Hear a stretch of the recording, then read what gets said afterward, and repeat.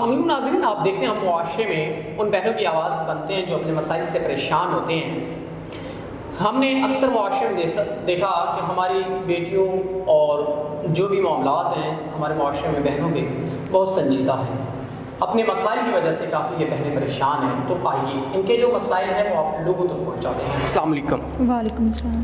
اچھا بہن، مجھے یہ بتائیے گا، زندگی کے معاملات نے آپ کو جھنجھوڑ کے رکھ دیا، پریشان کر دیا، اوپر سے معاشرے کی گندی نظروں نے، تو اب آپ کیا اپنے معاملات کو دیکھتی ہیں؟ کچھ عرصہ پہلے میری والدہ کی وفات ہو گئی، تو ان کے جانے کے بعد میرے والد صاحب نے دوسری شادی کر لی۔ جو میری سوتیلی ماں ہیں وہ میری شادی کرنا چاہتی ہیں، لیکن ایک ایسے شخص سے جس کی عمر مجھ سے زیادہ ہے۔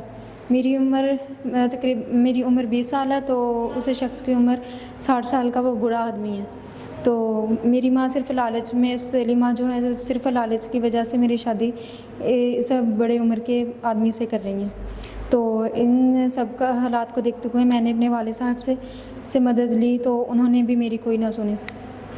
تو اب آپ کیسے اپنے معاملات دیکھتی ہیں؟ آپ کا مقصد ہے 30 35 یا 40 تک ہو جائے، اس سے اوپر نہ ہو۔ ہاں جی۔ تو اب آپ ناظرین، اگر کوئی ایسا انسان جس کی عمر 30 35 یا 40 سال ہے تو وہ ان سے نکاح کر سکتا ہے، اس سے اوپر نہیں، کیونکہ یہ اب ینگ ایج ہیں، 22 ان کی ایج ہے، تو یہ چاہتی ہیں کہ ان کو تحفظ دیا جائے۔ کوئی ایسا انسان جو ان کے معاملات زندگی اور ضروریات زندگی، اگر دونوں کو کوئی انسان سمجھ سکتا ہے، اچھا انسان ہو جو تحفظ دے، تو نکاح کرنے کے لیے تیار ہے۔ بہن، اگر کوئی ایسا انسان جو 40 سال کے راؤنڈ اباؤٹ ہو اور آپ کو عزت تحفظ دے، آپ کی قدر کرے، آپ کے جو بھی تھوڑے بہت مسئلے مسائل ہیں، اگر ان کو حل کر کے کوئی آپ سے نکاح کرنا چاہتا ہے تو آپ نکاح کر لیں گے؟ جی بالکل، میں کر سکتی ہوں۔ ناظرین، کوئی ایسا انسان جو ان کے معاملات اور ضروریات زندگی دونوں کو اگر پورا کر سکتا ہے تو وہ ان سے نکاح کر سکتا ہے۔